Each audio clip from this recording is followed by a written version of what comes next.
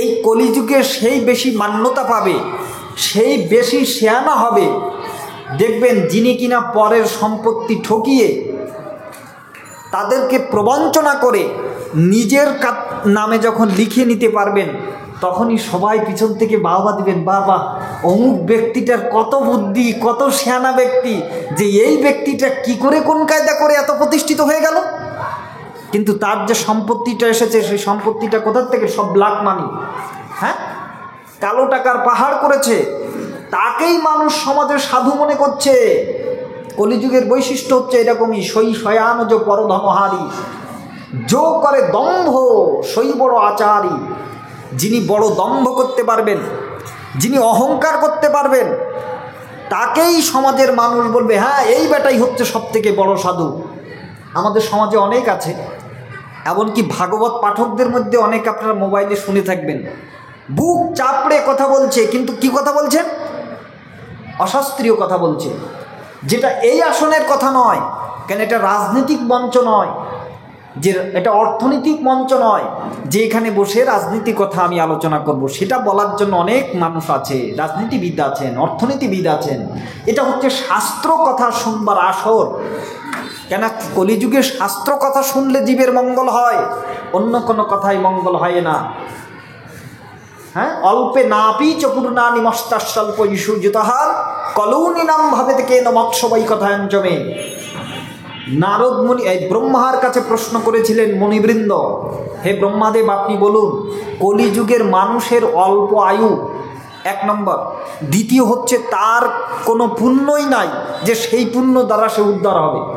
তাহলে আপনি এমন একটি পথ বলুন যে পথের দ্বারা জীব সহজে মুক্তি পাবে, সহজে সেই গোবিন্দকে পাবে, সহজেই তার ভগবত প্রাপ্তি হবে।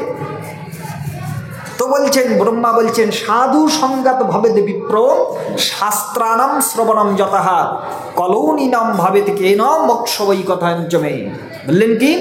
সাধু সংগাত ভবেদ বিপ্র, যদি সাধু সঙ্গের মাজারে এসে শাস্ত্রানাম শ্রবণম যতহা, শাস্ত্র কথা শুনতে পারে, কোনো বাজে কথা নয়, কোনো গল্প কথা নয়, কেচ্ছা কাহিনী নয়, শাস্ত্রানাম শ্রবণম যতহা।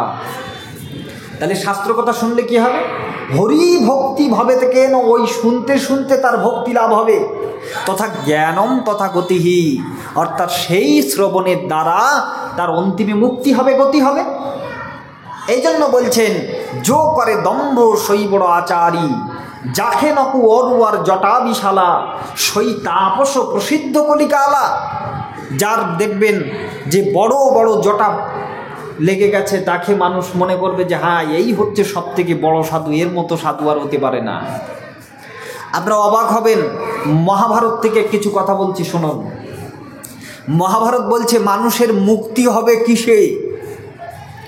ত্রিদণ্ড ধারণম মৌনম জটাভার যথমণ্ডনম বলকলাজীন সংবেষ্টিতম ব্রহ্মচর্যাভিষেচনম অগ্নিহোত্রম বনেবাসম শরীর পরিশোষণম সর্বান্যেতা নিমিত্তাত্তা ভাবনা নির্মলহ।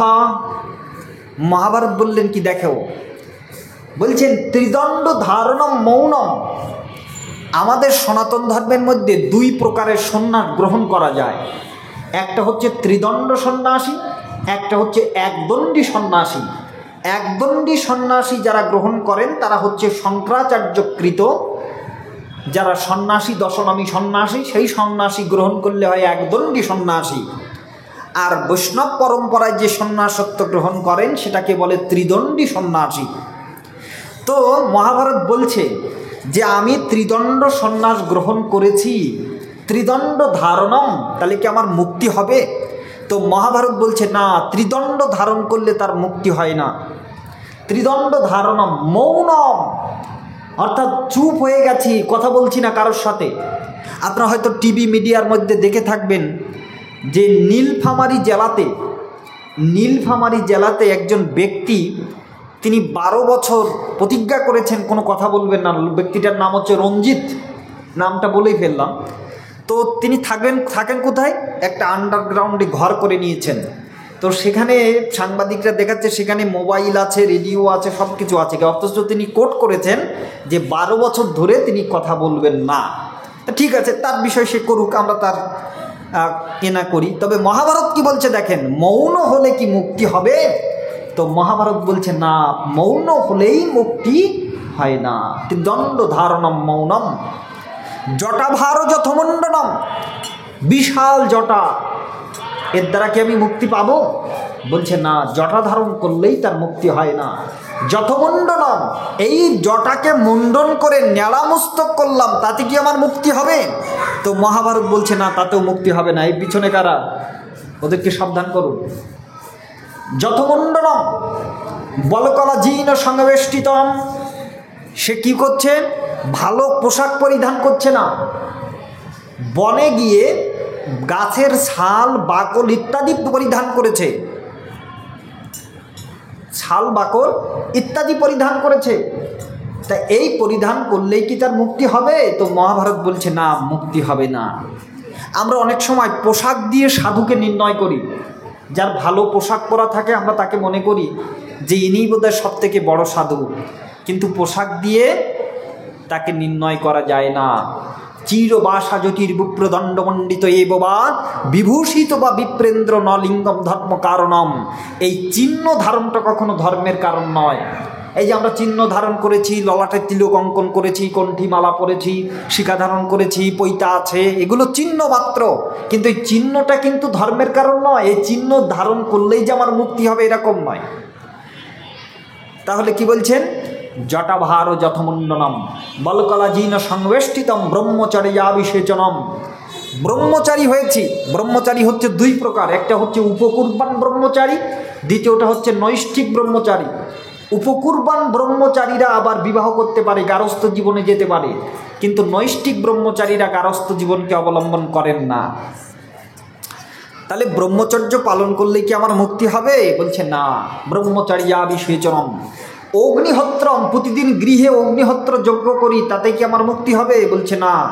বনেবাসম, সংসারকে পরিত্যাগ করেছি, বনেবাস করি, তাতে কি মুক্তি হবে? না। বললে শরীরও পরিশোষণম, ব্রত করতে করতে শরীরটাকে কৃশ করে দিয়েছি। এই দেখেন আমার শরীরটা দেখেন কি ট্যান্টিনা, কি কেন হয়েছে জানেন? এই ব্রত আদি যত আছে সমস্ত ব্রত করতে করতে একেবারে নিঃসার হয়ে গেছিল, অস্থি চর্মসার। আমাদের যদি পঞ্জিকা ধরে আপনি ব্রত আরম্ভ করেন তো 365 দিনের মধ্যে আপনার 300 দিন ব্রত করেই আপনার চলে যাবে। তাহলে এত এত ব্রতের কথা বলা আছে, 64 প্রকার ব্রতের কথা বলা আছে। আজকে তো ব্রত চলছে, একাদশী ব্রত। তাহলে বলছেন কি ওই যে শরীরটাকে পরিশোষণ করে কি আমার মুক্তি হচ্ছে? বললেন না। তবে যে এর দ্বারা কিছু হয় না তা না, হয়, সে ফলপ্রাপ্তি হয়, যার যার স্থানে তার তার মহিমা আছে। তাহলে ভিতরের তত্ত্ব কথা কি বলছেন? যে তার দ্বারা আমার মুক্তি হয় না। তাহলে মুক্তি হয় কিসে? সর্বান্নেতা নিমিত্তর্তা ভাবনা নির্মলাহা, যতক্ষণ পর্যন্ত আমার ভাব নির্মল না হচ্ছে ততক্ষণ পর্যন্ত আমার মুক্তি সম্ভব নয়। ভাবশুদ্ধির প্রয়োজন এবং শ্রদ্ধার প্রয়োজন। গরুর পুরাণের উত্তরখণ্ডে বলা হচ্ছে, নকাষ্টে বিদ্যতে দেব ন শিলায়াং মৃৎসুচ ভাবহি বিদ্যতে দেবং যস্মদ ভাবং সমাচরেত। বলে দেখো, আমরা একটা কাঠ দিয়ে একটা ভগবানকে তৈরি করি, সেটা কি? কাঠ দিয়ে কি তৈরি হয় মায়েরা জানেন? কি তৈরি হয়? দারু ব্রহ্মম ঘনশ্যামম। অর্থাৎ এই যে অক্ষয় তৃতীয়ার থেকে কিন্তু রথ নির্মাণের কাজ শুরু হয়ে গেছে। জগন্নাথ ঠাকুরকে আমরা কাঠ দিয়ে তৈরি করা হয়। তো জগন্নাথ বলছেন নকাষ্টে বিদ্যতে দেব, আমি কিন্তু কাঠের মধ্যে থাকি না, কিন্তু আমরা কাঠ দিয়ে তৈরি করছি। ন শিলায়াং, শিলা দিয়েও আমরা ঠাকুর তৈরি হয়। কি সেটা? এই যে শালগ্রাম শিলা আছে, তারপরে আপনার শিবলিঙ্গ আছে, শিলা দিয়েই তো তৈরি হচ্ছে। তাহলে এর মধ্যে কি থাকেন? তো নারায়ণ বলছেন বা শিব ঠাকুর বলছেন না, ন শিলায়াম, আমি শিলার মধ্যে থাকি না। ন মৃৎসুচ, মাটি দিয়েও আমরা তৈরি করি। কি তৈরি করি? এই যে মাটি দিয়ে তৈরি করছি, মা কালী, দুর্গা ইত্যাদি তৈরি করছি। এর মধ্যে কি তুমি থাকো? তো বলছে না, আমি এর মধ্যে থাকি না। তাহলে থাকো কোথায়? বললেন যস্মাৎ ভাবং সমাচরেত নকাষ্টে বিদ্যতে দেব ন শিলাং ন মৃৎসুচ ভাবই বিদ্যতে দেব যস্মাৎ ভাবং সমাচরেত। আমি থাকি হচ্ছে ভক্তের ভাবনায়, আমি থাকি হচ্ছে ভক্তের ভাবের মধ্যে। ভক্ত যদি চিন্তা করে এটা আমার কাঠের জগন্নাথ, তাহলে তার কাছে জগন্নাথ কাঠই থেকে যায়। ভক্ত যদি চিন্তা করে এটা আমার পাথরের শালগ্রাম শিলা, তাহলে তার কাছে সে পাথরই থেকে যায়। ভক্ত যদি চিন্তা করে এটা আমার মাটির মা, তার কাছে শুধু সারা জীবন মাটিই থেকে যায়। কিন্তু ভক্ত যদি ভাবতে পারে ওই মাটির মধ্যে আমার মাটি আছেন, সনাতন দর্শন এত গভীর দেখুন, ওই মাটির মধ্যে আমার মাটি আছেন, যদি অনুভব করতে পারে, তখন এই সর্বশক্তির আধার যিনি ওই মূর্তির মধ্যে আসেন, তিনি ওই মূর্তির মধ্যে এসে ভক্তের ভালোবাসা পাবার জন্য তিনি উদ্গ্রীব হয়ে যান। যেমনভাবে আমাদের অনেক কাহিনী আছে। রামপ্রসাদ যখন কিনা বেড়া বেঁধেছিলেন, তার মা কালী কী করেছিলেন, তার মেয়ে সর্বমঙ্গলার রূপ ধারণ করে এসে তাকে বেড়া বাঁধতে সহযোগিতা করেছিলেন। এই মীরাবাই গান গাহিলে মাটির কৃষ্ণ হাটে চলে, মীরাবাই যদি গান করতেন তাহলে মাটির কৃষ্ণ এই যে হাটে হাটে ঘুরে বেড়াতো।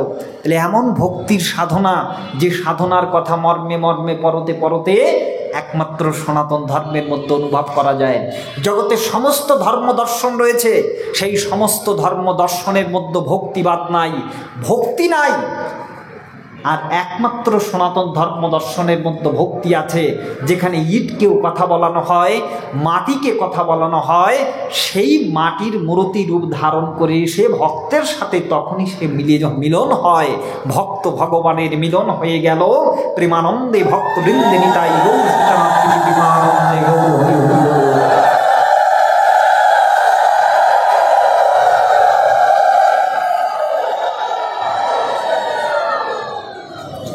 তাহলে ছিলাম কোথায়? কলিযুগের বর্ণনা দিতে গিয়ে বলছিলাম এক এক করে শুনতে হবে। আগ বাবা গিলে খেলে হবে না, গিলে খেলে আগ খেলে স্বাদ পাওয়া যাবে না, আর ওটা খেতেও পারবেন না, গলায় বেঁধে যাবে। আগটা খেতে হয় কি করে? চাবিয়ে খেতে হয়। কাজে একটা বিষয়ের উপরে বলতে গেলে অনেক বিষয় শুনতে হবে আপনাকে। তো রামচরিত মানসে তুলসী গোস্বামী মহারাজ বলছেন কলিযুগের বর্ণনা দিতে গিয়ে যে এত ভয়ানক, যাকে নখু অরু আর জঠা বিশালা সেই তাপস প্রসিদ্ধ কলিকা আলা। আর নিরাচারী যে শ্রুতিপথ ত্যাগী, নিরাচারী যিনি শ্রুতিপথকে ত্যাগ করেছেন, সই জ্ঞানী সই বড় বিরাগী। যেমন অনেকেই দেখবেন স্টেজে উঠে বলছেন যে আমরা তো মনুসংহিতা মানি না। কেন? মনুসংহিতা কী দোষ করেছে? বলে মনুসংহিতা নারীর স্বাধীনতাকে হরণ করেছে, যার কারণে আমাদের মনুসংহিতা মানা যাবে না, ওটা সমাজে বর্ণভেদ সৃষ্টি করছে। মনুসংহিতা নারীকে স্বতন্ত্র অধিকার দেয় নাই, কাজে মনুসংহিতাকে বর্জন করো, ওটা আমাদের শাস্ত্র না। কিন্তু কি বলা হলো মনুসংহিতায়? বলে নারী কখনো স্বতন্ত্র থাকিতে পারিবে না। মায়েরা ভালো করে শুনবেন, নারীবাদী সমাজ তো ঢাকার রাজপথকে কাঁপিয়ে দিচ্ছে। তারা বলছে কি? তাদের দাবি হচ্ছে যে আমাদেরকে সমান অধিকার দিতে হবে, পুরুষের সমাধিকার আমাদের প্রাপ্ত করাতে হবে। কিন্তু সনাতন ধর্মের ধর্ম দর্শনের মধ্যে কি বলা আছে? মায়ের সম্মান কোথায় কেমনভাবে দেওয়া আছে? সেখানে বলা আছে নারী কখনো স্বতন্ত্র থাকিতে পারিবে না। কিভাবে থাকিবে? যদি সে ছোট বয়স থাকে, কুমারী বয়সে সে পিতৃর অধীনে থাকিবে, পিতার অধীনে থাকিবে। যৌবন বয়সে সে স্বামীর অধীনে থাকিবে, আর বৃদ্ধা বয়সে সে সন্তানের অধীনে থাকিবে। এটা স্বাধীনতা হরণ করা নয়, এটাই তার হচ্ছে সম্পূর্ণ স্বাধীনতাকে ফিরিয়ে টিকিয়ে রাখা, তার মর্যাদার হানি করতে না দেওয়ার বিধি ব্যবস্থা আমাদের সনাতন দর্শন সাহিত্য করছে। আরও বলা হলো, সেখানে বলা হচ্ছে যে নারী কি? যত্র নারীনঞ্চে পূজ্যন্তে তত্র রমন্ত সর্বদেবতা। যেখানে নারীর পূজা হয় সেখানে সমস্ত দেবতারা বিরাজ করেন, আর যেখানে নারী অসম্মানিত হয়, যেখানে নারী লাঞ্ছিত হয়, যেখানে নারী ধর্ষিতা হয়, সেই সমাজটা পশুর সমাজ, অসুরের সমাজে পরিণত হয়। সেখানে দেবতারা পর্যন্ত সবাই মুখ ফিরিয়ে নিয়ে চলে যান। এই হচ্ছে সনাতন ধর্ম দর্শনে নারীর অধিকার। এই জন্য নারীকে কিন্তু তিনটি রূপে, নারীর তিনটি রূপ হয়, সেই তিনটা রূপেই কিন্তু আমাদের সনাতনীরা আমরা পূজার আসনে বসিয়েছি তাকে। নারী থাকবেন পূজার আসনে, নারী পূজকের আসন গ্রহণ করবেন না। আমরা দেখেছি মাঝে জগন্নাথ বিশ্ববিদ্যালয়ে নারীরা পূজকের আসনে বসে দেবী সরস্বতীকে পূজা করছেন। না, তোমাকে পূজার আসনে বসানো হয়েছে। নারীর তিনটা রূপ, কুমারী রূপ, সদবা রূপ এবং বিধবা রূপ। কুমারী রূপে কিন্তু পূজা হয়, অষ্টমীতে কুমারী পূজা হয় না দুর্গা পূজায়। তারপরে সদবা রূপ আছে, কালী, দুর্গা, সরস্বতী ইত্যাদি, সেখানেও তারা পূজা পাচ্ছে। আবার কিন্তু নারীর আরেকটা রূপ হচ্ছে বিধবা রূপ। এই বিধবা রূপে একজন নারী প্রতিষ্ঠিতা আছেন, দশমহাবিদ্যাতন্ত্রের মধ্যে পড়ে দেখবেন, সেখানে একজন দেবী আছেন, নাম হচ্ছে তার ধূমাবতী। তার কিন্তু শ্বেত বস্ত্র পরিধান করা, অর্থাৎ তিনি বিধবার প্রতীক রূপে রয়েছেন। এই তিনটা রূপকেই কিন্তু সম্মান করা হচ্ছে। কাজেই মনুসংহিতা কখনো নারীর অধিকারকে হনন করে নাই, বরং নারীকে তার সমহান মর্যাদায় অধিষ্ঠিত করেছে, মর্যাদায় আসীন করেছে। এই জন্য যারা এই সমস্ত ভুলভাল কথা প্রচার করে বেড়ান যে বেদ মানা যাবে না, স্মৃতি মানা যাবে না, তারা বস্তুত পক্ষে বৈরাগীর ভান ধরে নিয়ে জগতের মাঝে একটা উচ্ছৃঙ্খল সৃষ্টি করার জন্য লেগেছেন। তারা বাস্তবিক পক্ষে সনাতন ধর্ম দর্শনটাকে অস্বীকার করেছেন, তাদের আদর্শকে জলাঞ্জলি দিয়েছেন। এই জন্য আমাদের রামচরিতমানসে শ্রীরাম তুলসী গোস্বামী মহারাজ বলছেন যে নিরাচারী যে শ্রুতিপথ ত্যাগী সই জ্ঞানী সই বড় বিরাগী। যারা শ্রুতিপথকে পরিবর্তন করার কথা বলবেন তারাই সমাজে উচ্চ আসন পেয়ে তারাই সমাজে পূজিত হবেন। এটাই হচ্ছে কলিযুগের অবস্থা।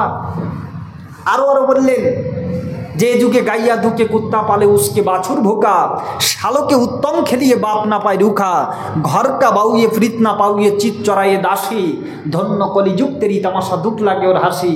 বলে দেখো দেখো কলিযুগের অবস্থাটা কি। এ যুগে গাইয়া ধুকে কুত্তা পালে, আপনি যে সমাজের সম্ভ্রান্ত ব্যক্তি, এই সম্ভ্রান্ত ব্যক্তির পরিচয় দানে আপনি নিজের গাভী পোষা বাদ দিয়ে, গোপালনকে বাদ দিয়ে আপনি কি করছেন, একটা বড় কোনো উন্নত জাতের হয়তো অ্যালসেশিয়ান বা তুর্কমেন জাতীয় কুকুর আপনি বাড়িতে বসেছেন, আর সেই কুকুরের শরীরটা পুষ্ট হচ্ছে গাভীর দুধে।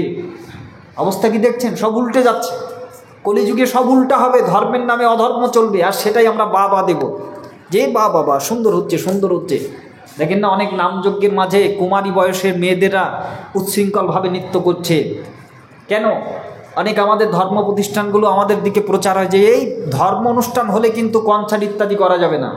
এইবার যারা এই সমস্ত করছেন বললে এই বিকৃত লালসা থেকে তো বেরোনো যাবে না, তো ধর্মের নাম করে কি করে এটা চরিতার্থ করা যায় সেইটা আমরা একটু দেখব। একজন বন্ধু, একজন ব্যক্তি সে মদ খেতে খেতে তার লিভার ফাংশনে গণ্ডগোল হয়েছে, গেছে হাসপাতালে গিয়ে ডাক্তার মানা করছে তুমি মদ খাও? বলে হ্যাঁ স্যার আমি মদ খাই। বলে এক ফোঁটা মদ যদি তুমি খাও আমি তো চিকিৎসা করব না, এবং এই দেশে তোমার চিকিৎসা বন্ধ হয়ে যাবে, আমি এমন ব্যবস্থা করে দেব। যদি তুমি আর এক ফোঁটা মদ সেবন করো তুমি বাঁচবে না তো, যদি মদ সেবন করো। তো এখন ও তো মদ না খেয়ে পারে না, ওর একটা অভ্যাস আছে।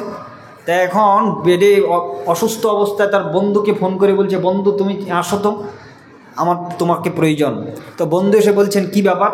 তো তাকে 500 টাকা হাতে দিয়ে বলছেন বন্ধু এক কাজ করো, 100 টাকা দিয়ে একটা ডাব কিনবে বড় দেখে, ডাব কিনে ডাবের আর 400 টাকা একটা দিয়ে মদ কিনবে, মদ ওই ডাবের জলটা তুমি খাবে আর মদটা ওই ডাবের মধ্যে ঢোকাবে, ঢুকিয়ে একটা পাইপ দিয়ে আমার কাছে নিয়ে আসবে। সবাই দেখবে যে আমি ডাব খাচ্ছি কিন্তু আমি তো জানি আমি কি খাচ্ছি। এই জন্য ধর্মের নামে অধর্ম চলবে সমাজে, সেটা ধর্মের নাম করেই চলবে, আর আমরা তাকে বাবা দিয়ে বলবো হ্যাঁ এটাই তো ধর্ম, এটাই তো ধর্ম। এই হচ্ছে কলিযুগের অবস্থা। এই জন্য বলছে এই যুগে গাইয়া দুকে কুত্তা পালে উসকে বাছুর ভোকা। বাছুর কি খাবে তার দরকার নেই, ওই গাভীর দুধের পুষ্ট হচ্ছে আমার কুকুরের শরীর। আর সেই ব্যক্তির জন্য কোথায় ব্যবস্থা রয়েছে? সেই ব্যক্তির জন্য শহরে বিভিন্ন স্তরে দিক দিক করে কিন্তু প্রমোদ প্রতিষ্ঠানগুলো গড়ে উঠেছে। সেখানে কি চর্চা হচ্ছে না, সেখানে চর্চা হচ্ছে রূপ রস শব্দ গন্ধ স্পর্শ। সেখানে মদ সেবন করা হচ্ছে, সেখানে অবৈধ যৌন সঙ্গ করা হচ্ছে। এইভাবে সমাজটা আস্তে আস্তে কিন্তু নির্মূলের পথে ধ্বংসের দিকে এগুচ্ছে। ভাগবতে বলা আছে যে দূতং পানং স্ত্রিয়া শোনা চতুর্বিধ অধর্মস্তথা, যে দেখো কলি কিন্তু 4টার মধ্যে আছে। এখন তো কলি সমস্ত জায়গায় বিরাজ করছে, কিন্তু 4টে জিনিসের মধ্যে পরীক্ষিত মহারাজ স্থান দিয়ে গিয়েছিলেন। কোথায় কোথায়?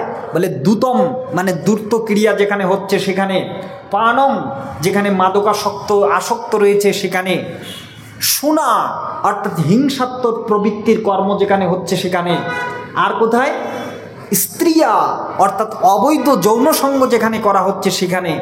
এই দ্বারা মানুষ ধ্বংস হবে, আস্তে আস্তে মানুষ ধ্বংসের পথে নিজেকে অধপতনের পথে চলে যাবে। এই জন্য এর থেকে সাবধান থাকতে বলছে, বলে এটা অধর্মের পথ। এই পথ থেকে তুমি সুন্দরভাবে নিজেকে মুক্ত করো, নিজেকে নির্মল করো, নিজেকে পরিশুদ্ধ করো। কি দ্বারা করবে? নিজের জীবনটাকে ভাগবতময় করো, নিজের জীবনটাকে ভাগবতময় করে নিজের জীবনটাকে সেই কর্মে উৎসর্গ করো, নাহলে সম্ভব না। এরপর কি বলছেন? উসকে বাছুর ভুকা, শালকে উত্তম খেলিয়ে কিন্তু বাপ না পায় রুখা। শালক মানে হচ্ছে স্ত্রীর দাদা বা ভাই। তো দেখবেন বাড়িতে যখন শালক আসে, স্ত্রীর দাদা বা ভাই আসে, তখন থাকে অনুষ্ঠান মালা, কিন্তু নিজের বৃদ্ধ পিতামাতা এক কাপ চা পেল কি না সেটা তার খেয়াল থাকে না। ধর্ম কোথায় পাবেন? পিতৃমাতৃহীন সেবা যদি সে ধর্ম করতে যায়, আপনি যেখানেই যাবেন, কৃষ্ণ ভজন করবেন, কালী ভজন করবেন, শিব ভজন করবেন, যেখানেই যাবেন আপনি সেখানেই আপনি ফিরে আসতে হবে, আপনাকে তারাই ফিরিয়ে দেবে। না না, তোমার কর্ম সঠিক হচ্ছে না। বরাহ পুরাণে ভগবান বরাহদেব বলছেন যে দেখো, এই যে জীব আমরা সবাই পাসপোর্ট করে ভারতে যাচ্ছি, এখানে যাচ্ছি, ওখানে যাচ্ছি, মন্দির পরিক্রমা করছি, তীর্থ পর্যটন করছি, তো বরাহ পুরাণ আমাদেরকে বলছেন, ভগবান বরাহদেব বললেন কি, যে যদি কিনা তোমার মাতৃচরণখানা ধুয়ে ওই জলটা যদি তুমি মস্তকে ধারণ করতে পারো, ওই শতকোটি তীর্থের ফল তুমি এইখানে মাতৃচরণ ধোয়া জলেই পেয়ে যাবে, যদি তোমার অন্তরে সেই মাতৃপিতৃ ভক্তি শ্রদ্ধা থাকে। এই জন্য মাতৃভক্তি নাই আমি বৈষ্ণব সেজেছি হবে না, মাতৃভক্তি নাই আমি ভক্ত হয়েছি হবে না। আমাকে মাতৃভক্ত হতে হবে, পিতৃভক্ত হতে হবে, জ্ঞাতি পোষণ করা হতে হবে।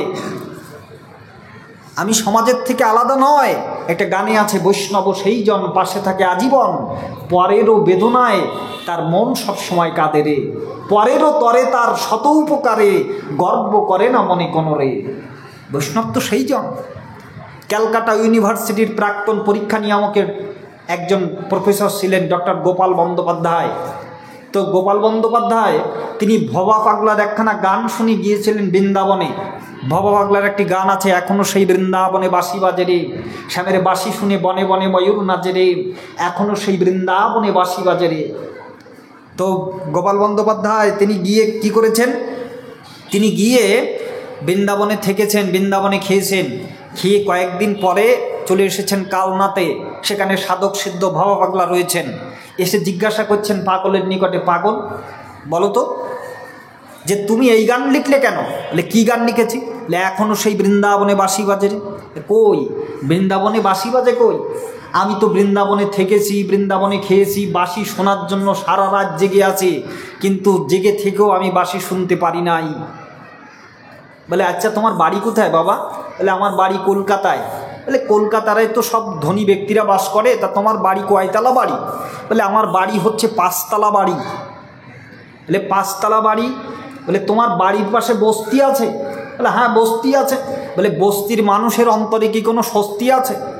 বলে না, ওরা ছেলে মেয়ে সবসময় কান্নাকাটি করে, তা আমি তো 5 তলার উপরে সুখসজ্জায় থাকি শুয়ে, ওই কান্না আমার কানে পৌঁছায় না। এখন বলছে বাবা, তোমার বাড়ির পাশের মানুষ না খেয়ে ক্ষুধিত অবস্থায় কান্না করে, তারা খাদ্য জল পায় না, তারা শীতে বস্ত্র পায় না, আর সেই কান্না তোমার কানে লাগে না। তুমি গিয়েছো বৃন্দাবনে কৃষ্ণের বাঁশি শুনতে, ওই বাঁশি শোনা তোমার কখনো হবে না। আগে যাও সেখানে, সেখানে গিয়ে তাদের মুখে অন্ন তুলে দাও, তাদের কথা তাদের মরমে মরমী হয়ে তাদেরকে সেবা করো, দেখবে গোবিন্দের বাঁশি তুমি তোমার নিজের স্থানে শুনতে পারবে। নিতাই গৌর প্রেমানন্দে হরি বল।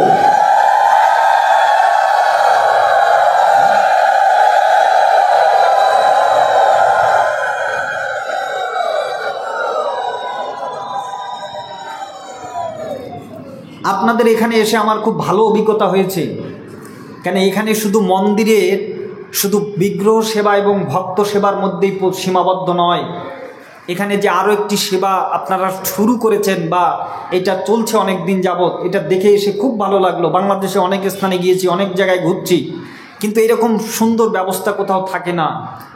এই যে নরনারায়ণ সেবা, রাম ঠাকুর তার সারা জীবন দিয়ে এই সমস্ত মানুষের দুঃখ দুর্দশা দূর করবার জন্য তিনিও দাঁড়ে দাঁড়ে ঘুরে ঘুরে এই নাম প্রচার করেছেন। এই নামে সবাইকে এক জায়গায় আনতে চেয়েছেন, যেন বিভেদ ভুলে একই স্থানে এসে এই নামে পবিত্র পবিত্র হয়ে যেন সেই ভগবানের কাছে ফিরে যেতে পারি এবং মানুষ সেবা যেন ঠিকমতো হয়। এই জন্য রাম ঠাকুর সারা জীবদ্দশায় এপার বাংলা থেকে ওপার বাংলায় চষে বেরিয়েছেন। তার দর্শন পড়লে আপনারা হাড়ে হাড়ে বুঝতে পারবেন যে তিনি কতটুকু গভীরের ছিলেন, কিভাবে তিনি সমাজ সংস্কারের পথে নিজেকে উৎসর্গ করেছিলেন।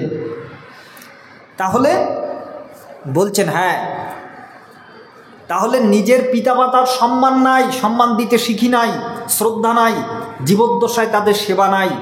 আমি মায়ের নিকটে বড় বড় মিষ্টির ছানা ধরলেও এই যে মাটির প্রতিমা, মা বলবেন না ওই মিষ্টিটুকু নিয়ে গিয়ে তোমার মায়ের সেবা দাও, দেখবে ওই মা খুশি হলে আমি খুশি হব।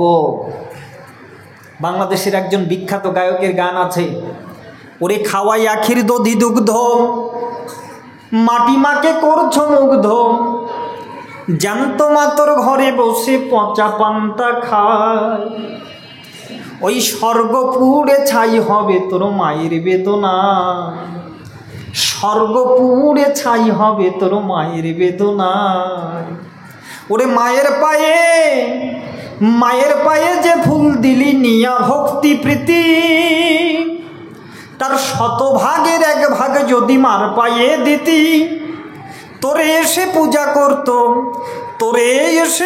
করত ওই স্বর্গের দেবতায়, স্বর্গ পুড়ে ছাই হবে তোর মায়ের বেদনায়, ওই স্বর্গ পুড়ে ছাই হবে তোর মায়ের বেদনায়। ওরে চণ্ডী শীতলা লক্ষ্মী পূজায় হয় যদি দোষে দুষ্ট, পূজারীকে অভিশাপ দেয় হয়ে দেবীরা অসন্তুষ্ট, কিন্তু খেতে না দিলেও হয় না রুষ্ট মমতা মহিমা, মায়ের এমনই মহিমা, মায়ের এমনই মহিমা।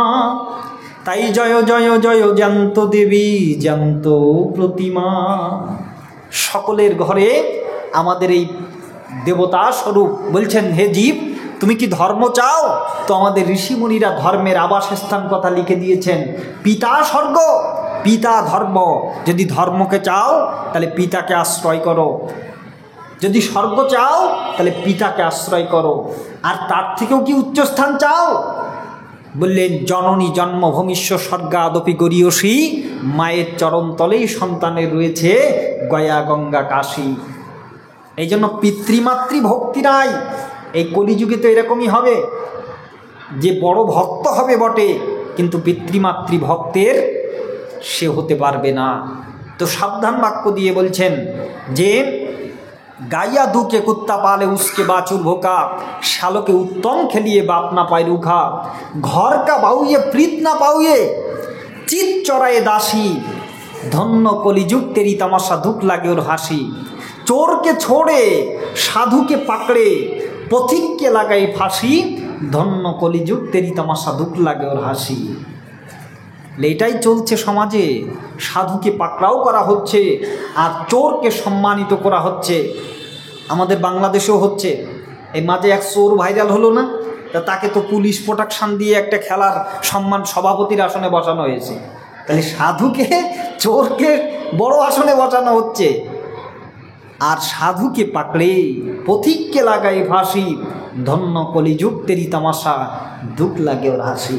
এই কলিযুগে দুঃখ দেখে এই অন্ধকার কলিযুগে দিব্য জ্ঞান দীপ রূপে অবতীর্ণ হয়েছেন কৃষ্ণ ভাগবত স্বরূপে। কৃষ্ণ বললেন, উদ্ধব প্রশ্ন করছেন ভগবানের কাছে, হে কৃষ্ণ, তুমি তো চলেই যাচ্ছ, দাপরের শেষ প্রান্তে উদ্ধব করজোড়ে প্রার্থনা করছেন, প্রভু তুমি তো চলেই যাচ্ছ, তুমি বলো কোথায় তোমাকে পাওয়া যাবে, কোন বস্তুর আশ্রয় নিলে কলিযুগের মানুষ তোমাকে সহজে পাবে। তখন ভগবান বললেন যে আমি বাংময় মূর্তিরূপে অবতীর্ণ জগন্নাথ শাস্ত্র রূপে নবৈ প্রভু, বিশেষ করে সর্বশাস্ত্র সারাতিসার শ্রীমদ্ ভাগবত রূপে আমি জগতে প্রতিষ্ঠিত থাকলাম। অর্থাৎ এই ভাগবত কথা যিনি শুনবেন, ভাগবত কথা যিনি বলবেন, আর এহেন পুণ্যতম ভাগবতী কথার যিনি আয়োজন করবেন, তিনারা সমস্ত সবাই সমান ফল প্রাপ্তি হতে পারবেন। নিতাই গৌর প্রেমানন্দে হরি বল।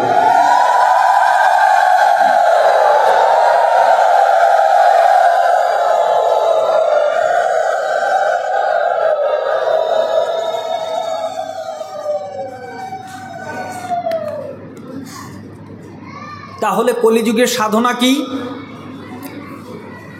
ভাগবতের ১২তম স্কন্ধে কলিযুগের সাধনা সম্পর্কে বলছেন, কৃতে যধ্যায়েতে বিষ্ণু ত্রেতায়া যজত মখই দাপরে পরিচর্যায়ম কলৌ তদ হরি কীর্তনাথ। বললেন কি, যে সত্য যুগ ছিল, আমাদের 4টি যুগ আছে সনাতন ধর্মের আদর্শে। 4টি যুগ কি কি? সত্য, ত্রেতা, দাপর এবং কলি। তার সত্য যুগের আয়ুষ্কাল কত ছিল? 17,28,000 বছর। ত্রেতা যুগের আয়ুষ্কাল কত? 12,96,000 বছর। দাপর যুগের আয়ুষ্কাল কত? 8,64,000 বছর। আর কলিযুগের আয়ুষ্কাল হচ্ছে 4,32,000 বছর। এই মোট হচ্ছে 43,20,000 বছর। এইভাবে 71 চতুর্যুগে হয় হচ্ছে 1 মন্বন্তর। এইভাবে 14 মন্বন্তরে হয় ব্রহ্মার একটি দিন, মানে 12 ঘন্টা। এইভাবে ব্রহ্মার 100 বছর হলে ব্রহ্মার আয়ু শেষ হয়। ব্রহ্মার 2টি তত্ত্ব, একটা হচ্ছে জীবতত্ত্ব, একটা হচ্ছে বিষ্ণু তত্ত্ব। তা বলছেন কলিযুগের মানুষের সাধনা কি হবে, বিশেষ করে এই কলিযুগে? এইটা হচ্ছে আপনার অষ্টবিংশতি কলিযুগ চলছে, অর্থাৎ এই 14টা মন্বন্তরে 14 জন মনুর রাজত্ব। স্বয়ম্ভুব মনু, স্বরজিত মনু, উত্তম, তামস, রৈবত, চাক্ষুষ, বৈবস্বত। এই বৈবস্বত মন্বন্তরের 28তম কলিকাল চলছে। এটা আমরা সকলে বসে এখানে হরিকথা শুনছি। তাই এই কলিকালের সাধনা কি? বলে কৃতে যধ্যায়েতে বিষ্ণু, অর্থাৎ সত্য যুগে। কৃত মানে সত্য। এই সত্য যুগে সেই ভগবানকে ধ্যানপূর্বক তাহাকে পাওয়া যেত। আর এই ধ্যান করতে গেলে অনেক বছর আয়ু থাকার প্রয়োজন। কেন? ধ্যানটা সবাই করতে পারে না। আমরা তো এখন কলিযুগের মানুষ করতেই পারবো না। আপনি এক জায়গায় বসলে যদি চোখ বন্ধ করেন, তা দুনিয়ার সমস্ত আমাঞ্জল কাজ আপনার মধ্যে ঘটতে থাকবে। কাজেই ধ্যান মার্গ দিয়ে সেই ভগবানকে এখন আর জেতা সম্ভব নয়। তাহলে কি দ্বারা? ত্রেতা যুগে কি দিয়েছিল? ত্রেতায়া যজত মখই। ত্রেতা যুগে যজ্ঞ সম্পাদন পূর্বক আপনার ভগবানকে পাওয়া যেত। বিশেষ বিশেষ যজ্ঞ হতো। অশ্বমেধ যজ্ঞ, বিশ্বজিৎ যজ্ঞ, রাজসূয় যজ্ঞ, এই বিরাট বিরাট যজ্ঞ দ্বারা ভগবানকে পাওয়া যেত। কিন্তু বর্তমানে এই যজ্ঞের দ্বারা পাওয়া সম্ভব নয়। কেন? তার কারণ যজ্ঞের জন্য উপযুক্ত স্থান নাই, যজ্ঞের জন্য উপযুক্ত যাজ্ঞিক নাই, আর যজ্ঞের যিনি হোতা হবেন, যিনি যজ্ঞটা করাবেন, সেই উপযুক্ত যজ্ঞ সম্পন্ন ব্রাহ্মণ সমাজে নাই। তাহলে যজ্ঞ কাজকর্ম দ্বারা অভীষ্ট সিদ্ধি হবে না। তাহলে দাপরে পরিচর্যায়ম, অর্থাৎ দাপর যুগে পরিচর্যাপূর্বক, পরিচর্যাত্মক সেবা দ্বারা ভগবানকে পাওয়া যেত। তাহলে কলিযুগে কি করে পাওয়া যাবে? তাহলে কলৌ তদ হরি কীর্তনাথ। কলিযুগে যদি কেউ হরিনাম করে তাহলে সে অনায়াসে শ্রী গোবিন্দকে পাবে। কেন? মানুষ এখন আমরা করতে পারবো না। গরমকালে অগ্নিকুণ্ডের মধ্যে সাধনা করতে পারবো, শীতকালে বরফের মধ্যে সাধনা করতে পারবো, কিন্তু আমরা কি একটা জিনিস করতে পারবো, সেটা হচ্ছে বসে বসে নাম করতে পারবো।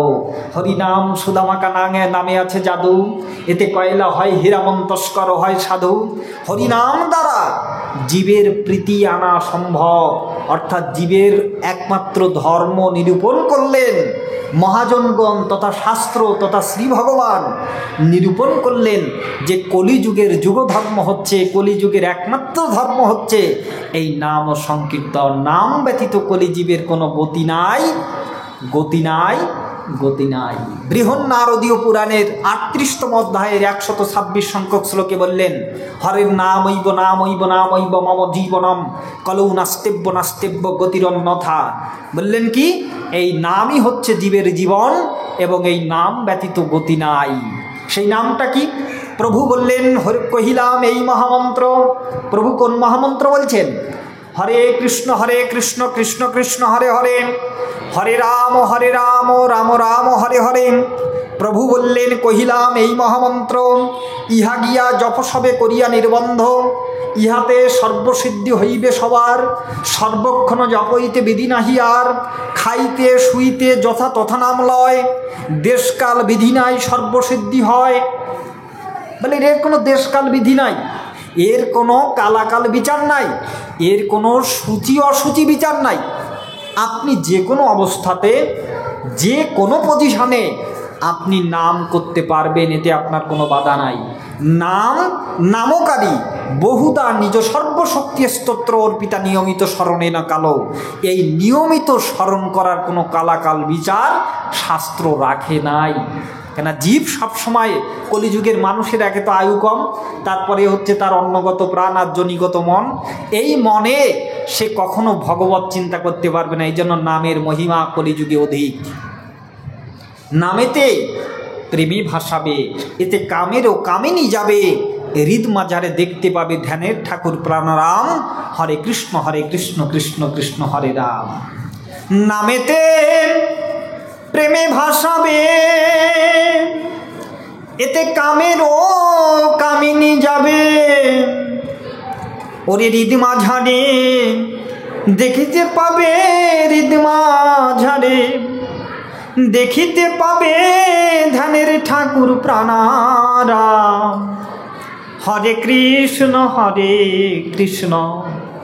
কৃষ্ণ কৃষ্ণ হরে রাম, হরে কৃষ্ণ কৃষ্ণ।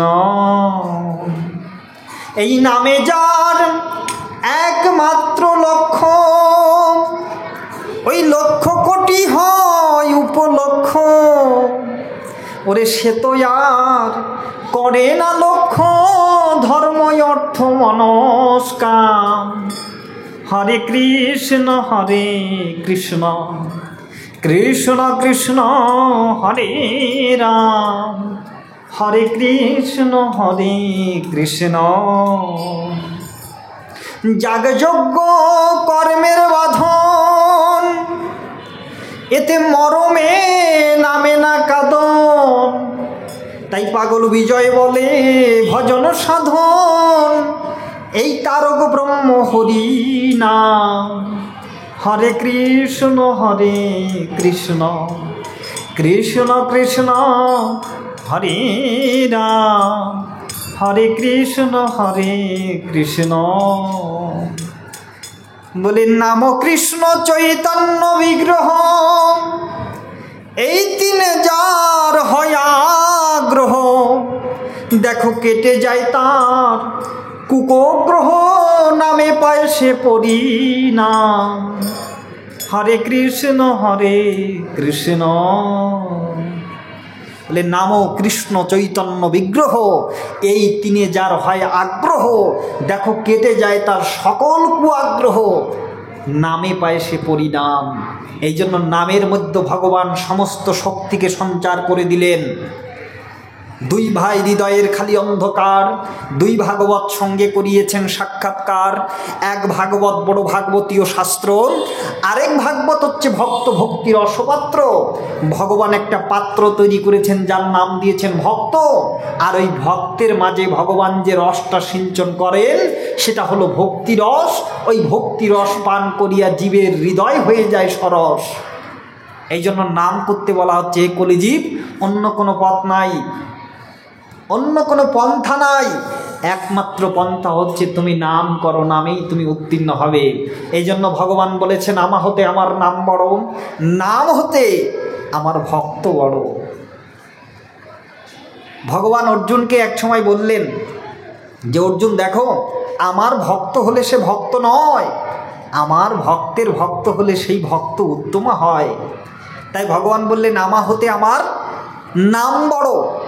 তা ভগবান থেকে ভগবানের নাম বড় হয় কি করে মা? তার একটা ঘটনা আমি আপনাদের নিকট বলছি বিষ্ণু পুরাণ থেকে। বলেন ভগবান বললেন আমা হতে আমার নাম বড়। কি করে হয়? ভগবান থেকে ভগবানের নাম কি করে বড় হয়? তাই ভগবান নিজ লীলা দিয়ে জগৎকে শিক্ষা দিচ্ছেন। লীলাটা কেমন ছিল? এক সময় নারদমণি তিনি স্বর্গে গান করে একটা পারিজাত পুষ্পর মালা পেয়েছিলেন। স্বর্গে গান করে একটা পারিজাত পুষ্পের মালা পেয়েছিলেন। তো সেই পারিজাত পুষ্পের মালাখানা তিনি মনে মনে চিন্তা করছেন, এত সুন্দর মালাটা আমি পেয়েছি, তো এই মালাটা যদি আমার প্রিয়জনকে না দিতে পারি তাহলে আমার এই গান করা অনর্থক হবে, নিরর্থক হবে। আমি যদি প্রভুর গলেই মালাটা দিতে পারি তবেই আমার এই গান করা, এই উপহার পাওয়া সার্থক হবে। কি করলেন? তখন লীলা করছেন দাপরে শ্রীকৃষ্ণ কোথায়? দ্বারকাতে। তো দ্বারকাতে 16,108 রমণী নিয়ে সংসার করছেন। এ নিয়েও অনেকের চুলকানি হয়। কি চুলকানি? কৃষ্ণ কেন তার এত বউ থাকবে কেন?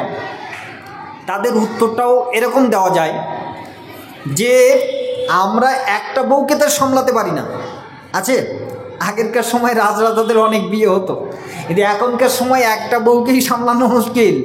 তো কৃষ্ণ যিনি, তিনি তো ভগবান, তিনি 16,108, তাদেরকে তিনি ভগবান, তাই কিন্তু তিনি এতগুলোকে সামলাতে পেরেছিলেন। আর দর্শন তত্ত্বে লীলায় কি বলছেন? বলছে যখন কিনা দণ্ডকারণ্যে শ্রীরামপ্রভু গিয়েছিলেন তখন ওই 60,000 মণিবৃন্দ প্রার্থনা করেছিলেন, হে প্রভু, আমরা তোমার একটু প্রেমময়ী সেবায় অংশগ্রহণ করতে চাই। তাই ভক্তের লীলা বাসনা, মনোবাসনা পূর্ণ করবার জন্য আমার শ্রী ভগবান এই দাপরে এসে তাদেরকে লীলা সঙ্গিনী রূপে তাদেরকে প্রতিষ্ঠা করেছেন দ্বারকাতে 16,108 রমণীর ঘরে। নারদমণি গিয়ে দেখলেন কোথাও সব জায়গাতেই কৃষ্ণ আছে। এক সময় গিয়ে দেখেছিলেন কোনো ঘরে কৃষ্ণ স্নান করছেন, তো কোনো ঘরে ছেলে মেয়েদের সাথে খেলা করছেন, তো কোথাও স্ত্রীর সাথে ক্রীড়া কৌতুকাদি করছেন। তাহলে এই সমস্ত জায়গায় কৃষ্ণ আছেন। তো নারদমণি চিন্তা করেছেন, একখানা পারিজাত পুষ্পের মালা পেয়েছি, মালাটা আমি শ্রী গোবিন্দের গলায় দেব। দ্বারকাতে গিয়ে দেখে বাড়িতে আছে সত্যভামা, কৃষ্ণ নাই। তো সত্যভামার নিকটে গিয়ে বলছে, মা, কৃষ্ণ কোথায়? বলছে কৃষ্ণ সম্ভবত রুক্মিণীকে নিয়ে গেছে রৈবতক বিহারে, সেখানে বিহার করছে। যেমন আপনারা সুযোগ পেলে চাকরি বা ব্যবসার কর্মান্তরে নিজেকে একটু হালকা করার জন্য বিভিন্ন পার্কে যান, পার্কে গিয়ে ঘোরাঘুরি করেন, সেখানে মনটা শান্ত হয়ে যায়। তেমনভাবে রুক্মিণীকে নিয়ে তিনি রৈবতক বিহারে সেখানে বিহার করছেন। তখন নারদমণি গিয়ে কৃষ্ণকে প্রণাম করে বলছেন, প্রণাম লহে প্রাণের ঠাকুর কৃষ্ণ দয়াময়। কৃষ্ণ বলছেন, এই নারদ, তুই এখন এখানে আসলি কেন? নারদ তো ভাব ভালো না। নারদ মানে কি? নারদ। নারদ বলছে, আমি যা করতে পারি তা কেউ করতে পারে না রোধ। আমি ভালোও করতে পারি, আবার নিতে পারি শোধ, তাই আমি কিন্তু নারদ, সাবধান। তাই বলছে, ঠাকুর, আমি একটা পারিজাত পুষ্পের মালা পেয়েছি, এই মালাখানা তোমার গলে আমি দিতে চাই। তো বলছে, আচ্ছা, খুব সুন্দর, তো মালাখানা পরাই দিবি, তাদের দিয়ে। আর মালাখানা পরাই দিয়েছেন গোবিন্দের গলে। গিয়ে তিনি অদূরে গিয়ে দাঁড়িয়েছেন, ঠাকুর আমার মালা নিয়ে কি করে? এখন পাশে তো রুক্মিণী বসা আছে, এত সুন্দর রাজলক্ষ্মীর মতো বউ, খোপাটা বাঁধা আছে, সেই খোপায় মালাটাকে খুলে গিয়ে রুক্মিণীর খোপাতে জড়িয়ে দিয়েছে। এসে নারদমণি ওই দৃশ্য দর্শন করে ঠাকুরের নিকটে আবার প্রণাম করে বলছে, ঠাকুর আমি আসি। বলে, তুই যাইস নাই? বলে, না, যাই নাই, দেখতেছিলাম যে আমার ঠাকুর মালা নিয়ে কি করে। তা ঠাকুর, আমি এইটা সত্যভামার নিকটে গিয়ে একটু বলে গে যাই। বলে, না, এ মোটে বলিস না।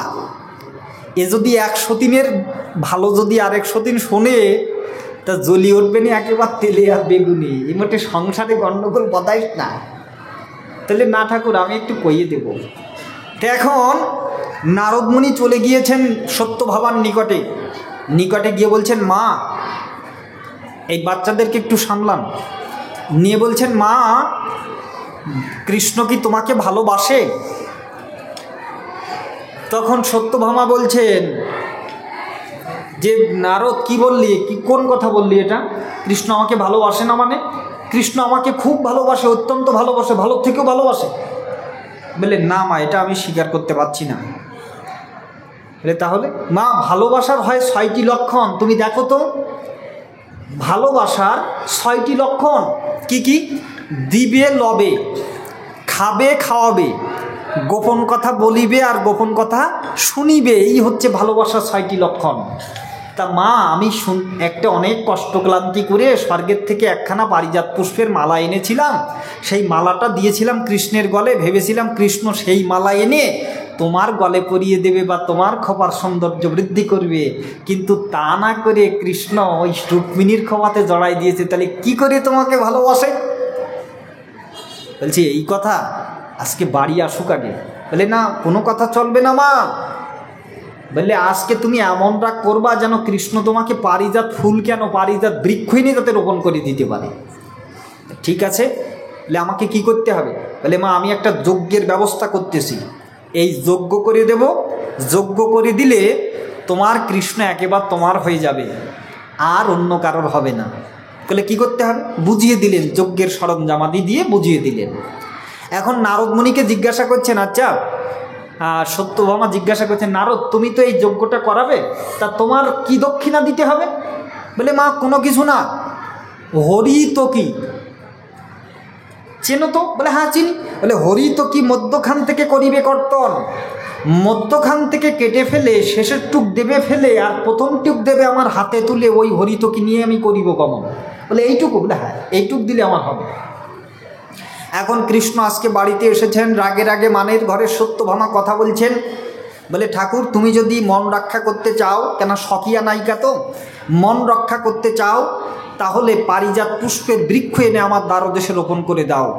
অনেক ঘটনা, সেখানে কৃষ্ণ স্বর্গের থেকে একখানা পারিজাত পুষ্পর বৃক্ষ এনে সত্যভামা দ্বারদেশে রোপণ করিয়ে দিয়েছে। সত্যভামা আঁচল দিয়ে কৃষ্ণকে বন্ধন করে নারদ ঋষি বলছেন, যাও এবার কৃষ্ণ নিয়ে যাও ঘরে, আমার দক্ষিণা তুমি আমাকে করো হে প্রদান। তখন সত্যভামা কি করেছেন, ওই যে এই ঘরের থেকে একটা হরিতকি এনে মধ্যখান থেকে কর্তন করে শেষের টুক দিয়ে ফেলে প্রথম টুক দিচ্ছে হাতে তুলে। নারদ বলছে ওই হরিতকির আমার নেই প্রয়োজন। বলে কেন, তুই তো চাইলি? বলছে ও চাই নাই। বলে কী চেয়েছি বলতো আমার ঠাই? বলছে মা দেখো হরিতকি এই 4টি অক্ষর যদি লিখি তাহলে কি লেখা হচ্ছে, হ রৈরস্যি ত পৈরস্যি, মধ্যখান থেকে করিবে কর্তন, মধ্যখান থেকে কেটে ফেলে তো কি বাদ গেলে থাকে কি হরি, যার এক নাম হচ্ছে শ্রীকৃষ্ণেরই, ওই শ্রীকৃষ্ণকে দিয়ে দাও আমায়। বলছে নিয়ে যাবি বনমালী, তাহলে আমাদের দিয়ে কেন যজ্ঞ করালি? বলে মা এটা তো তুমি বুঝতে না পারলে তো কোনো কিছু করার নাই। এখন সত্যভামা বলছে হায় রে, আমি কোন কথা দিয়ে কোন জালে আবদ্ধ হয়ে পড়লাম। তা নারদ এই কৃষ্ণকে না নিয়ে আর কিছু নিলে হয় না? বলে হয়। কৃষ্ণকে তুলে দাও পাল্লায়। দেখুন বিশ্ববাসী করছে যাকে ভজন, নারদমণি সুকৌশলে করছে তাকে ওজন, এমন লীলা সম্পাদন করেছেন। তো এখন কৃষ্ণকে তুলে দিল পাল্লায়। এবার এ পাল্লায় অনেক কিছু চাপিয়েছে, এই যত কিছু চাপায় না কেন তাতে কি কৃষ্ণ উঁচু হবে, সমান হবে? বলাই তো আছে, অহং সর্বস্ব প্রভাববত্ত সর্বং প্রবর্ততে ইতিমাতা ভজন্তে মাঙ্গুদা ভাব সমন্বিতা। আমি হচ্ছে সমস্ত বিশ্বের সমস্ত সৃষ্টি স্থিতির প্রলয়কর্তা হচ্ছে আমি। ইতিমাতা এটা যে জানতে পেরেছে, বুধা ভাব সমন্বিতা সেই বুদ্ধিমান ব্যক্তি আমাকে ভজনা করে। বহুনাং জন্মনামান্তে জ্ঞানবানাং প্রবদ্ধতে বাসুদেবং সর্বমিতি সমাত্মা সুদুর্লভ। বহু বহু জন্মের ভ্রমণের পরে যখন কোনো সুবুদ্ধিমান ব্যক্তির সৌভাগ্য উদয় হয় তখনই সে বাসুদেবকে ভজনা করে। তাহলে দেখা যাচ্ছে কি গোবিন্দ ওই সোনা দানা হীরা মণিমুক্তা জহরতে ওজন দিলে তার সমান কখনো হয় না। যখন সমান হচ্ছে না তখন সবাই কান্নাকাটি করছে, হায় রে কী হলো, নারদ তো কৃষ্ণকে নিয়ে যাবেই। এখন রমণীগণ কান্না করে, উদ্ধব যাচ্ছিল পথটি ধরে, ওই কান্না শ্রবণ করে উদ্ধব ডেকে কয়, তোমরা এমন করে কাঁদো কেনে, বুঝি না তো কান্নার মানে। বলে নারদ মুনি সুকৌশলে শ্রীকৃষ্ণকে কেড়ে নিতে চায়। বলে কি হলে ছেড়ে যাবে প্রাণ কৃষ্ণ কানাই? বলে নারদমণি মনে করেছে, ভাবো না শ্রীকৃষ্ণের ওজনে যাহা কিছু বড় হবে তাই নিয়ে সে করিবে বিদায়, আর অন্য কিছু লবে না। বলে কি দিয়েছো? বলে সোনা দানা হীরা মণি মুক্তা জহরত সবই করেছি দান। বলে ওতে ঘটে গেছে ব্যবধান, ওই দিয়ে তৈরি তুলনা হবে ভগবান। তোমরা আমার কথা মানো, সযত্নে একটা তুলসী পত্র আনো, ওই পাতার উপরে লেখো কৃষ্ণ নাম। ওই পাতা লেখার পরে তুলে দাও পাল্লার উপরে, দেখবা নামের থেকে ছোট হবে কৃষ্ণ ঘনশ্যাম। যাহা হতে তিনি বলেছেন, আমা হতে আমার নাম বড়, নাম হতে আমার ভক্ত বড়, এই জগতে হয়। এই কথা তো স্বয়ং কৃষ্ণ দিয়েছেন পরিচয়। যখন মনের আশা নিয়া তুলসীর পাতা তুলিয়া, ওই নয়নের জল আর কাজল দিয়া কাজলা কালি করিয়া যে কৃষ্ণ নাম লিখিয়া যখনই পাল্লায় তুলিয়া দিল, সবাই চেয়ে দেখলো তাই নামের উপরে আর কৃষ্ণ নাই, নামের জন শ্রেষ্ঠ হয়ে গেল। ভক্তবৃন্দ একেবারে নিতাই গৌর সীতানাথ প্রেমানন্দে হরি বল বলো।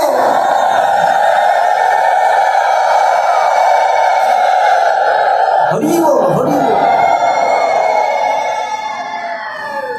তখন নারদ মুনি বলছেন, মন তুমি নাম নিয়ে পথে চলো।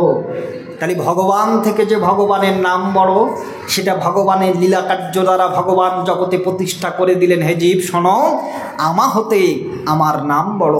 তাই আমরা সেই নামযজ্ঞের এখানে অনুষ্ঠিত হতে যাচ্ছে। এই নাম কি? 16 নাম 32 অক্ষর। হরে কৃষ্ণ কৃষ্ণ কৃষ্ণ হরে হরে, হরে রাম রাম রাম হরে হরে। এর মধ্যে 3টে শব্দ, হরে, কৃষ্ণ এবং রাম।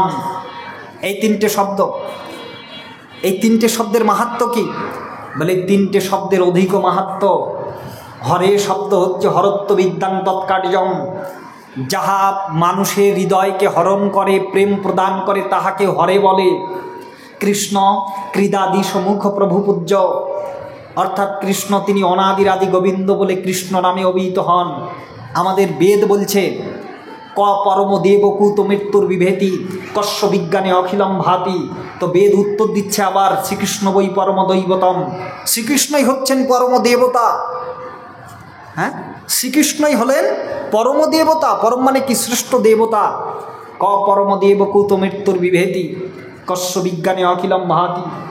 গোবিন্দাত মৃত্যুর বিভেতি, গোপীজন বল্লভ স্বজ্ঞানেন অখিলম ভাতি। এভাবে নানা কথা বেদে বেদোক্ত মন্ত্রে উচ্চারিত হয়েছে। এজন্য কৃষ্ণ শব্দ গঠিত হয়েছে। এবং কৃষ্ণ নাম রাখিল গর্গঋষি ধ্যানেতে জানিয়া, অনন্ত নাম রাখে অন্ত না পাইয়া। এই জন্য কৃষ্ণ নামের মহিমা আমি কেন, আমার এই ক্ষুদ্র মুখে সম্ভব না।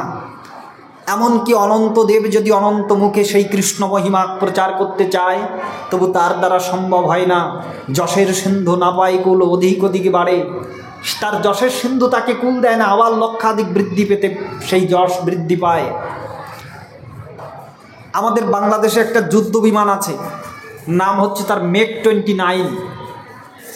তো মেক 29কে যদি আপনি সর্বশক্তি দিয়ে মহাকাশে ছেড়ে দেন, এই মহাকাশে মেক 29 যদি সম্মুখে যদি কোনো গ্রহ নক্ষত্র না বাঁধে, তাহলে কিন্তু সেটা অনন্তকাল ধরে চলতেই থাকবে।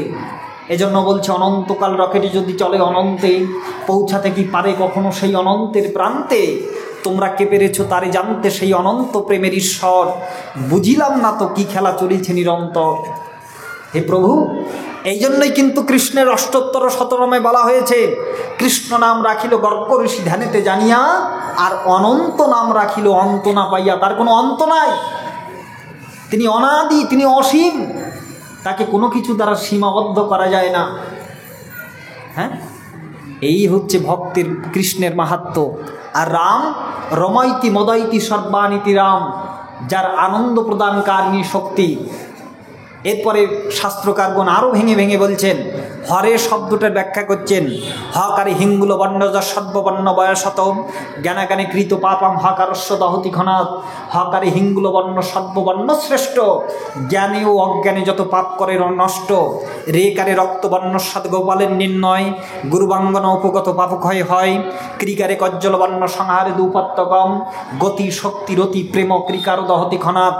আর কৃষ্ণকারে লোহিত বর্ণ নরকে দূরেন্নম, তত্ত্ব জন্মাজিত কৃষ্ণকার দহতি ঘনাৎ। কৃষ্ণকারে লোহিত বর্ণ নরক হইতে, মানব উদ্ধার করে পাপ জন্মাজিতে। রাকারে গৌরবর্ণ বেদ শক্তি বেদ ধ্রুবাগ, রবি সমবর্ণ রাকার স্তম রাশি দহতি ঘনাৎ। রাকারে চন্দ্র সূর্য জ্যোতি জ্যোতি অজ্ঞানতম নাশকবর শক্তি ও ধৃতি, আর মৌকারে স্বরূপ জ্যোতি কলঙ্ক রহিত। অজ্ঞানতম নাশকবর শক্তি ও ধৃত, এইভাবে প্রত্যেক বর্ণে আছো শক্তিচয়। এই বর্ণগুলি যবে সম্মিলিত হয়, ধরে অসীম শক্তি মন্ত্র নাম তার। তাই তো 16 নাম 32 অক্ষর আমার প্রভু জগতে করেছেন প্রচার।